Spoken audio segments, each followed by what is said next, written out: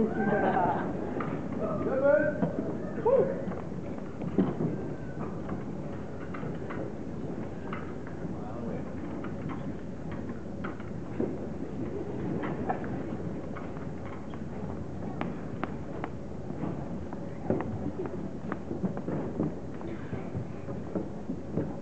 everyone, and thank you for coming today.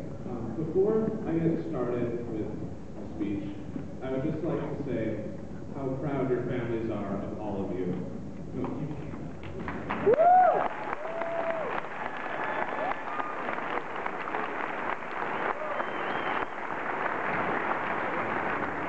You can't imagine the sense of relief they're feeling. And that makes this the opportune time to ask them for some money. But seriously, thank you for coming. My name is Ben Reed, and just like all of the other people out here in these silly red gowns and caps, I have had the honor and the privilege of attending Bellingham High School, and for that, I am extremely grateful.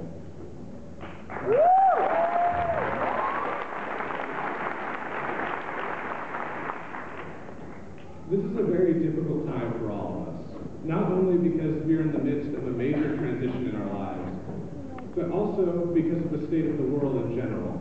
I mean, it's not looking too good. I mean, the economy is in disarray and funding for education is going downhill. But in these dark times, there's one man I can always look to for hope and for inspiration. He's an extremely inspirational figure whom I'm sure you all know well, as he is a prominent member of the education field. I am referring, of course,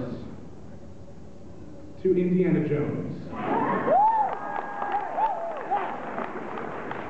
He's a man with so much to give.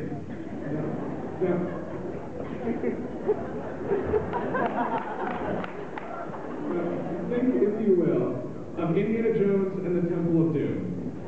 When this archaeological, whip-cracking, gun-slinging man of a man found himself in the small, desolate Indian village of Mayapur.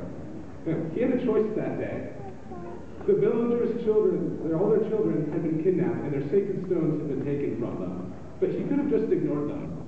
He could have returned to the United States and gone back to his classrooms and to a comfortable life. But no, he refused to do so. Instead, he got on an elephant, marched it straight to Bangkok Palace, and using his skills and talents, rescued those kids and got those sacred stones back.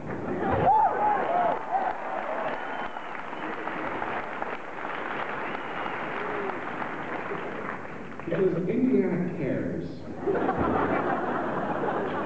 And so does this class. I mean, after all, we are the Raiders of 2011. Homecoming, get it? Yeah. Anyway, just like Indiana Jones, this class does care about helping others. Because in the long run, there is nothing more important than giving back to the community and to each other. You could have the smartest mind of a generation, or be the strongest, best athlete in the world, but it wouldn't matter one bit if you didn't give back. And you don't have to be the smartest or the strongest to give back. Everyone has a talent and a skill to offer. I know people who have never gotten the hang of essay writing, and yet music comes to them so easily they don't even have to think about it. I know people who have difficulty with science projects, and yet they can understand 16th century poetry like it's a Dr. Seuss story. I know people who have difficulty remembering textbook passages, and yet are capable of extraordinary athletic feats. There are all types of people out there, and there are all types of people in here tonight, each with his or her own unique skill. This kind of service has occurred often within this very school. When I was preparing this speech, one of the most common pieces of advice I was given was to add memories from high school. It seemed like a good idea. So after thinking for a while, I think I came up with one that fits well. It occurred earlier this year during an assembly when a man I believe we all know walked out in front of us and, grasping in both hands a single spaghetti noodle, proceeded to slide it in and out of his nose and mouth for the entire school's enjoyment.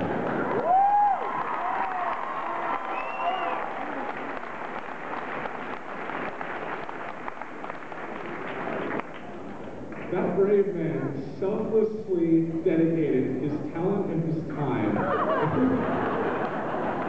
to bring just a small amount of joy to everyone here. However, it's not just Mr. Clark who has given back. Everyone out here has. Whether it be donating blood, giving money to the food bank, or something else, everyone has given back in some fashion. Even Darth Vader gave back when he saved Luke from the Emperor and returned the Jedi.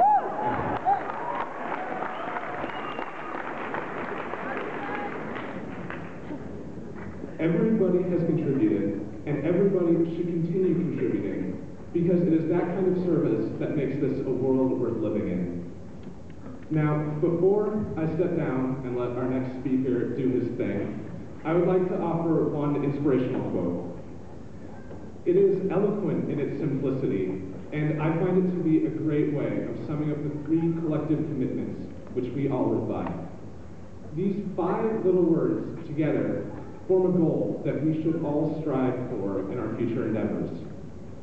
The quote is also from a ridiculous 80s movie.